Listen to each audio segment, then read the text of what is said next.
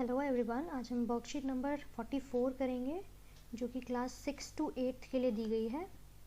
ठीक है, ये वर्कशीट अगेन यमुना रिवर के ऊपर बेस्ड है। कल हमने एक वर्कशीट की थी जो कि यमुना के ऊपर बेस्ड थी।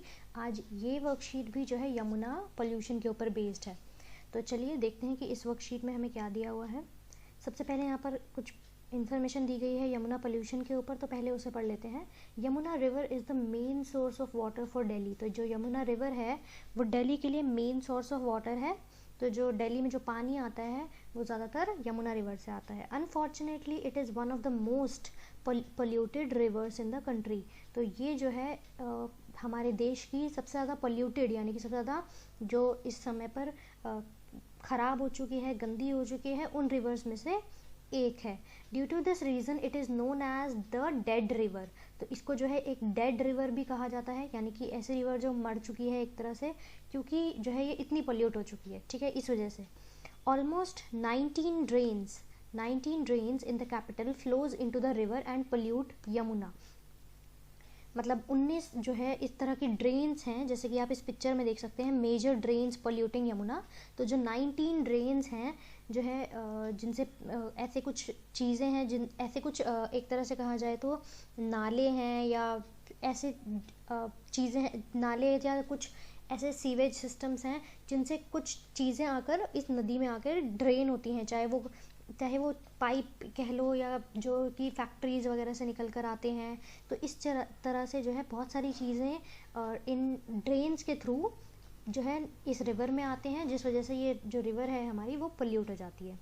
नेक्स्ट जो है आप देख सकते हो इस पिक्चर में कि यहाँ पर आपको कुछ चीज़ें दी गई हैं, कुछ फैक्टर्स दिखाए गए हैं इन पिक्चर्स में जो कि यमुना को पोल्यूट करते हैं। जैसे कि रिलीजियस एक्टिविटीज़ जो जैसे आइडल्स, जो हमने लास्ट क्या कहते हैं एक्सरसाइज में भी पढ़ा था, लास्ट वर्कशीट में भी पढ़ा था कि जो है जो आइडल्स जो होते हैं तो इनको जब हम इमर्स करते हैं नदियों में, यानी कि इनको नदी में जब डुबो देते हैं, तो उस वजह से भी कैसे हमारी यमुना जो है पोल्यूट हो रही है।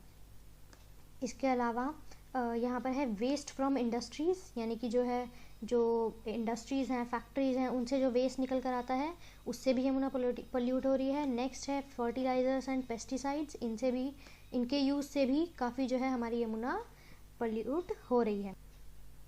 नेक्स्ट है the Yamuna action plan project was launched in 1993 for the restoration of Yamuna river. तो यहाँ पर जो है ये बताया गया है कि यमुना एक्शन प्लान प्रोजेक्ट जो है लॉन्च किया गया था 1993 में। इसे एक अभियान चलाया गया था, एक प्रोजेक्ट चलाया गया था। किस चीज़ के लिए चलाया गया था? वो रिस्टोरेशन ऑफ यमुना रिवर, यानी कि यमुना रिवर को पहले की तरह बनाने के लिए, यानी कि उसकी जो प्योरिटी है उसे वापस से रीस्टोर करने के लिए। ठीक है, नेक्स्ट है उसके बाद दिया हुआ है आपको, government has spent billions of rupees for its restoration till now but it is still in very bad condition due to our ill habits. ठीक है, तो यहाँ पर बताया गया है कि गवर्नमेंट ने जो है बहुत पैसा लगा चुकी है, हमारी गवर्नमेंट इसको वापस से प्योर करने के लिए, इसको साफ़ करने के लिए, इसकी प्योरिटी को वापस से रीस्टोर करने के लिए।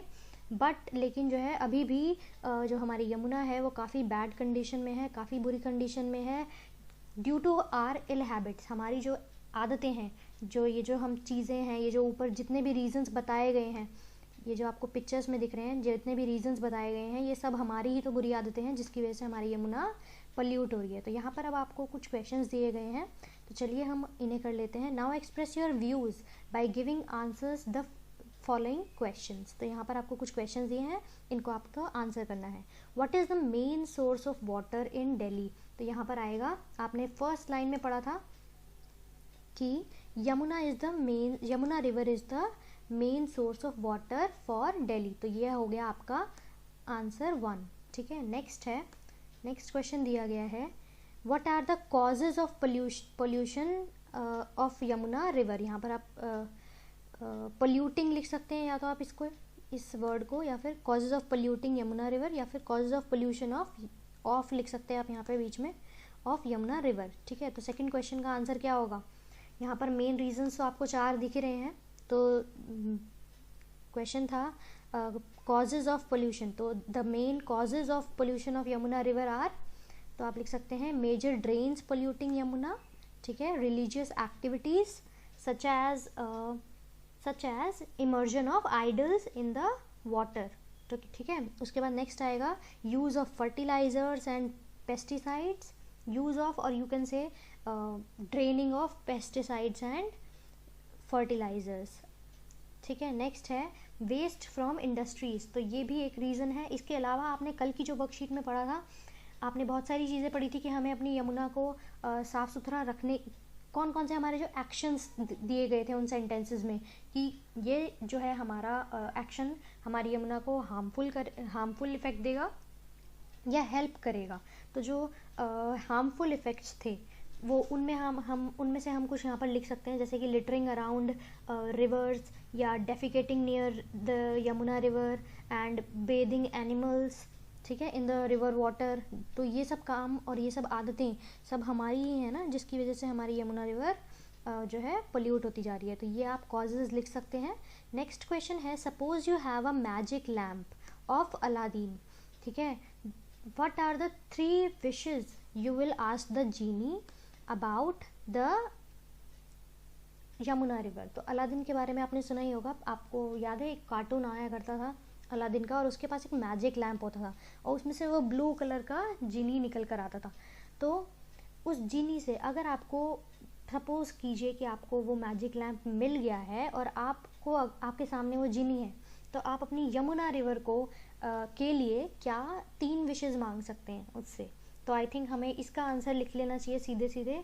3 विशेज़ हम क्या मांग सकते हैं। सबसे पहला तो to make its water clean and pure.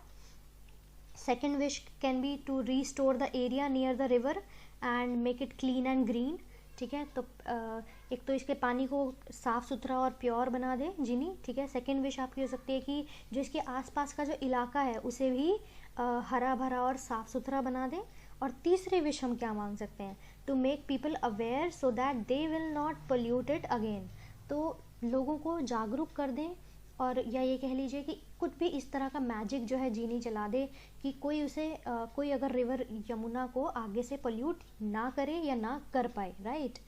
Next question, last question है question number 4, suggest some alternatives to the people for the idol immersion in the river, you can take help from your elders. तो यहाँ पर मैंने आपको last worksheet में भी discuss किया था कि आइडल इमर्जन क्या होता है, यानी कि मूर्तियों का जो विसर्जन किया जाता है नदियों में, जैसे कि गणेश चतुर्थी पे दुर्गा पूजा के जो फेस्टिवल होता है उसमें भी लोग जो है मूर्तियाँ बड़ी बड़ी जो है वो नदियों में बहाते हैं।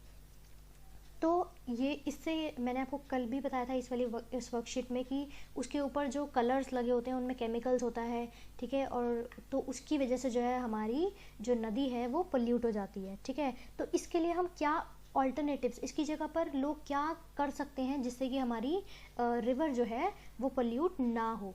तो उसके लिए हम उन्हें क्या ऑल्टरनेटिव्स दे सकते हैं। आप चाहें तो इसमें अपने बड़ों की हेल्प ले सकते हैं। मैं यहाँ पर आपको 3 ऑल्टरनेटिव्स बताना चाहती हूँ। जैसे कि सबसे पहला ऑल्टरनेटिव है कि हम इको फ्रेंडली क्ले के जो आइडल्स बने होते हैं, ठीक है, जो कि पेंटेड हों नेचुरल कलर्स से, यानी कि जो बिल्कुल नेचुरल कलर्स होते हैं, जैसे कि हमारे पास जैसे कि हल्दी से मिला के हमने पीला कलर बना लिया, या जो हमारे घर में होता है आई थिंक कपड़ों में भी हम यूज़ करते हैं ना, वो नील यूज़ किया करते थे, उससे नीला रंग बना लेते थे।